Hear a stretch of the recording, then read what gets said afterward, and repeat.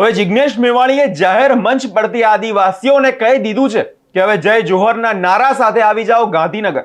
શું રે સમગ્ર મામલો તેની વિગતે વાત કરશું. નમસ્કાર, હું છું પ્રથમ મોદી, આપ જોઈ રહ્યા છો નિર્ભય ન્યૂઝ. ગુજરાતમાં હાલ અત્યારે આદિવાસીઓના જમીનોના મુદ્દે આપણે જોઈ રહ્યા છે કે રાજકારણ ગરમાઈ રહ્યું છે. અને એ પાડેલાની વાત હોય કે સ્ટેચ્યુ ઓફ યુનિટીની પાસે ગ્રીન કોરિડોરનો મુદ્દો, આદિવાસીઓ પોતાની જમીનો મુદ્દે સરકાર સામે બાયો ચડાઈ દીધી છે, જેના કારણે હવે જિગ્નેશ મેવાણી પણ ભડક્યા છે. જિગ્નેશ મેવાણીનું કહેવું છે કે જો વિકાસ જ કરવો છે તો બધી જમીનો આદિવાસીઓની જ કેમ લેવામાં આવે છે? શું ગુજરાતના મોટા ઉદ્યોગપતિની જમીનો પણ વિકાસના પ્રોજેક્ટનો ભોગ નથી બની શકતી? શું ગરીબ આદિવાસીઓની જમીન જ સરકારને સસ્તી લાગે છે? સાંભળ્યા વિષયને લઈને તમને વધુમાં શું કહ્યું છે. વડગામના ધારાસભ્ય શ્રી જિગ્નેશભાઈ મેવાણીને વિનંતી કરું કે તેઓ પોતાનું વક્તવ્ય રજૂ કરે. જિગ્નેશભાઈ મેવાણી.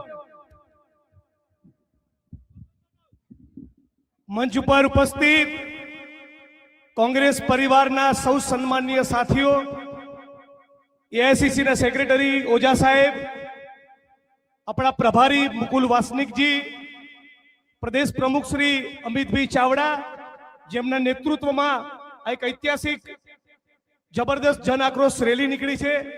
તુષારભાઈ ચૌધરી વિરોધ પક્ષના નેતા કાર્યક્રમમાં ઉપસ્થિત નથી, પણ એમને પણ આ પ્રસંગે યાદ કરું. એસસી ડિપાર્ટમેન્ટના રાષ્ટ્રીય અધ્યક્ષ વિક્રાંતભાઈ ભુરિયા, એવા જ આપણા લડાકુ સાથી, ક્રાંતિકારી આદિવાસી યોદ્ધા, યુવા દિલોની ધડકર ભાઈ શ્રી અનંત પટેલ, અનેક મંચ ઉપર ઉપસ્થિત મારા સાથી ધારાસભ્યો, કોંગ્રેસ પરિવાર, આપ તમામ બહેનો, માતાઓ, વડીલો અને યુવાન દોસ્તો, ફક્ત બે ચાર વાત તમારી વચ્ચે કરવી છે.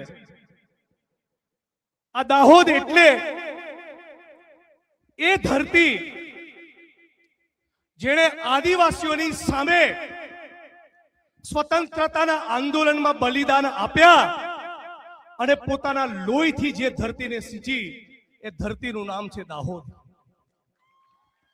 અને આ એ ધરતી છે જે ધરતીના આપણા આદિવાસી સમાજના ભાઈ બહેનો હોય નહીં, અને ગુજરાતમાં આ જેટલા પણ મોટા મોટા બિલ્ડિંગો, મકાનો, mall, multiplex, shopping centre, tower, ગુજરાતની વિધાનસભાનું મકાન, સચિવાલયનું મકાન, તમામ પોલીસ સ્ટેશન, તમામ મામલતદાર કચેરી, પ્રાંત કચેરી, એસપી ઓફિસ, કલેક્ટર ઓફિસ, મારું પોતાનું મકાન અને ગુજરાતના મુખ્યમંત્રીનું મકાન, આ તમામે તમામ મકાનના પાયામાં જેનો લોહી અને પરસેવો છે એવા દાહોદના કડિયા મજૂરોને, તમામ મારી બહેનો, માતાઓ, વડીલો, આ તમામ લોકોને હું સલામ કરું છું, હું પ્રણામ કરું છું અને વંદન કરું છું.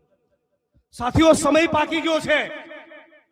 ગુજરાતના આદિવાસી સમાજના ભાઈઓ 28 વર્ષથી સત્તાના સ્થાન ઉપર બેઠેલી આ ભાજપની સરકાર જોડે અને ગુજરાતની જનતા જોડે પણ એ વાતનો હિસાબ માંગે કે અમારા કડિયા મજૂરો એ તમારા સુરતમાં, વડોદરામાં, રાજકોટમાં ને અમદાવાદમાં આયા અને 200-500 રૂપિયા માટે છેલ્લા 40 વર્ષથી મોટી મોટી ઇમારતો પરથી ચડે છે અને ત્યાંથી પડીને મરે છે.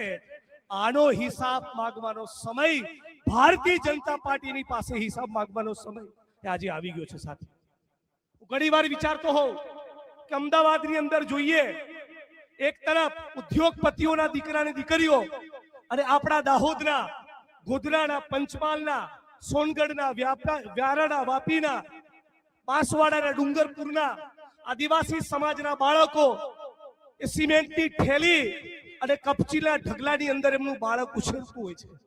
એક તરફ મોટા મોટા પૂંજીપતિઓના દીકરા દીકરીઓ અંગ્રેજી માધ્યમની સ્કૂલોમાં ભણતા હોય અને આપણું આદિવાસીનું બાળક એ સિમેન્ટની થેલી અને કપચીની ઢગલીની વચ્ચે ઉછળતું હોય. આ ભારતીય જનતા પાર્ટીએ છેલ્લા 28 વર્ષમાં કરેલો વિકાસ. આજે પણ ગુજરાતની અંદર જે 100 માંથી 40-45 બાળકો કુપોષિત છે, એમાંના મોટા ભાગના બાળકો એ દલિત, આદિવાસી અને ઓબીસી સમાજના બાળકો છે. આપણા ગુજરાતની અંદર કોંગ્રેસની સરકારે, યુપીએની સરકારે જે જંગલ જમીનનો કાયદો આપ્યો, એ જંગલ જમીનના કાયદા હેઠળ આદિવાસી સમાજને જે જંગલ જમીન આપવાની થાય એના 50 થી 52% આદિવાસીઓના દાવા આજે પણ ભારતીય જનતા પાર્ટીની સરકાર મંજૂર કરતી નથી. એ કેવડિયામાં સરદાર પટેલ સાહેબનું સ્ટેચ્યુ બનતી વખતે જે જમીનો લેવાની વાત હોય કે આદિવાસી વિસ્તારની અંદર ભાઈ અનંત પટેલ લડી રહ્યા છે, વિસ્તારની અંદર એ પટ્ટાની અંદર મોટા ભાગે જે પાર તાપી રિવર લિંકનો પ્રોજેક્ટ લાવવાની વાત હોય કે દાહોદની અંદર એરપોર્ટ બનવાની વાત હોય, જ્યારે પણ જમીનો લેવાની વાત આવે ત્યારે ભારતીય જનતા પાર્ટીની સરકાર એ પૂંજીપતિ ઉદ્યોગપતિઓની દલાલી કરવા માટે સૌથી પહેલું બુલડોઝર એ આદિવાસી સમાજની છાતી ઉપર ચલાવે છે. અને એટલા માટે હું નવી પેઢીના આદિવાસી યુવાનોને ખાસ અપીલ કરવા આવ્યો છું કે તમે તૈયાર થઈ જાઓ, નક્કી કરી લો આ ગુજરાતમાં ક્રાંતિથી ઓછું કઈ કરવું નથી. ક્રાંતિ ઇન્કલાબ કરવો છે, ઇન્કલાબ. આ ગુજરાતની સરકારને કેવું છે કે આ ગુજરાતની વિધાનસભાનું બજેટ અને ગુજરાતના સંસાધનોમાં સૌથી પહેલો અધિકાર હોય તો આ ગુજરાતના ગરીબોનો, આ ગુજરાતના વંચિતોનો, આ ગુજરાતના આદિવાસી સમાજનો છે. એ ખૂંખારીને આપણે કહેવું પડશે. આપણે બધા સાથે મળીને નારો લગાવીએ છીએ કે જય જોહાર કા નારા હૈ, ભારત દેશ હમારા હૈ. હું તમને આમંત્રણ આપું છું કે આ નારો લગાવવા ગાંધીનગર આવો. આ નારો લગાવવા તમે સુરત, વડોદરા, રાજકોટ અને અમદાવાદ આવો. અને અમારા અમદાવાદની જનતાને પણ કહો કે આ મોટી મોટી બિલ્ડિંગો અમારા બાપ દાદાએ પરસેવો પાડ્યો હોય નહીં તો આ મોટી મોટી બિલ્ડિંગો બને નહીં. એનો હિસાબ માંગવાનો સમય આવી ગયો છે. જંગલ જમીનના પટ્ટા આપતા નથી, પૈસાનો કાયદો લાગુ કરતા નથી. અને મનરેગા જેવી યોજના જે સોનિયા ગાંધીજીનું વિઝન હતું, શેના માટે કોંગ્રેસ પાર્ટી યોજના બનાવી કે આપણા દેશમાં એક વર્ગ ખેડૂત છે, એક વર્ગ દાડીઓ ખેત મજૂર છે. આ ખેત મજૂરને ખેતીની સીઝન સિવાય પોતાનું ઘર પરિવાર ચલાવવું મુશ્કેલ હતું. ત્યારે સોનિયા ગાંધીજીએ, કોંગ્રેસની સરકારે, યુપીએની સરકારે નક્કી કર્યું કે 100 દિવસની ગેરંટી અમે લઈએ છીએ. અને એના માટેની યોજના નહીં, કાયદો બનાવ્યો. હવે આ કાયદાને આ નરેન્દ્ર મોદી આરએસએસ ની સરકાર જે તમને આદિવાસી નહીં વનવાસી કહે છે, આ આરએસએસ ને ભાજપની સરકારે એ કાયદો ખતમ કરી એને યોજનામાં ફેરવી દીધો. લાગે શું 125 દિવસ કામ આપીશું પણ રોજગારની ગેરંટી નહીં. કોંગ્રેસની સરકારે જ્યારે કાયદો બનાવ્યો ત્યારે કાયદામાં શું લખ્યું હતું? જાન્યુઆરીનો મહિનો હોય, એપ્રિલનો મહિનો હોય, જૂન, જુલાઈ કે ઓગસ્ટ હોય, નવેમ્બર કે ડિસેમ્બર હોય, તમે અરજી કરો એના 15 દિવસમાં રોજગાર મળે. હવે મોદી કાયદામાં શું ફેરફાર કર્યો? ના, તમારી મરજી નહીં ચાલે, અમે નક્કી કરીશું ત્યારે તમને કામ આપીશું. કરવું હોય તો કરજો. આ આપણે ચલાવી લેવાનું છે. આ બિલકુલ ચલાવી લેવાનું નથી. અમે કોંગ્રેસ પાર્ટી તમને વચન આપીએ છીએ 27માં ડંકાની ચોટ ઉપર તમે તૈયાર થઈ જાઓ. 27માં જ્યારે ગુજરાતની અંદર કોંગ્રેસ પાર્ટીની સરકાર બનશે તો જેટલા પણ જંગલ જમીનના દાવા છે એ 6-12 મહિનામાં એનો નિકાલ કરીશું અને આ મનરેગાનો જે કાયદો છે એને હતીય પરિસ્થિતિમાં લાવીશું. મારી વચ્ચે મંચ ઉપર મારી વાણીની વિરામ આપું છું, પણ મંચ ઉપર દાંતાના અમીરગઢના ધારાસભ્ય સાધ્વી કાંતિબી ખરાડી પણ છે. હમણાં તમે જોયું હશે અંબાજીની અંદર જે ઘટના બની. આ મંચ ઉપરથી કોંગ્રેસ પરિવાર વતી કહેવા માંગુ છું કે પોલીસનો કોઈ પણ માણસ હોય, નાના કર્મચારી માટે પ્રેમ છે, લાગણી છે, એ પણ દલિત, આદિવાસી, ઓબીસી, કિસાન, મજદૂરનો દીકરો છે.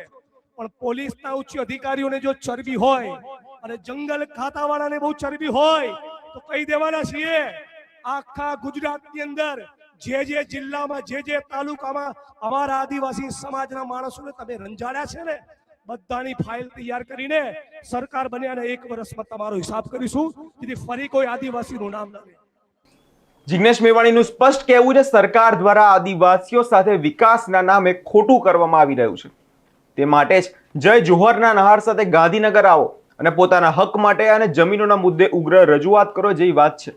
અને બીજી તરફ આપણે જોઈએ સરકારનું કહેવું છે કે આ પ્રોજેક્ટ રોજગારી વધારવા માટે છે, પ્રવાસને પ્રોત્સાહન આપવા માટે છે. સરકાર દાવો કરી રહી છે કે તમામ પ્રક્રિયા કાયદેસર છે, પરંતુ સવાલ એ છે કે જો વિકાસ લોક કલ્યાણ માટે હોય તો જેમના માટે છે તે જ લોકો કેમ રસ્તા પર વિરોધ કરવા મજબૂર થયા છે? શા માટે પોલીસનો બળ પ્રયોગ કરવો પડે છે જમીનો ખાલી કરાવવા માટે? હવે જોવાનું રહેશે કે આદિવાસી સંગઠનો આમાં કેવી રીતે જોડાય છે અને આદિવાસી જમીનોનો મુદ્દો ગાંધીનગરમાં કંઈક નવા જૂની કરશે કે નહીં. આ વિષયને લઈને તમારો શું અભિપ્રાય છે તે કમેન્ટ કરી જરૂર જણાવજો અને અમારી ચેનલ નિર્ભય ન્યૂઝને લાઇક, શેર અને સબસ્ક્રાઇબ કરવાનું ભૂલશો નહીં.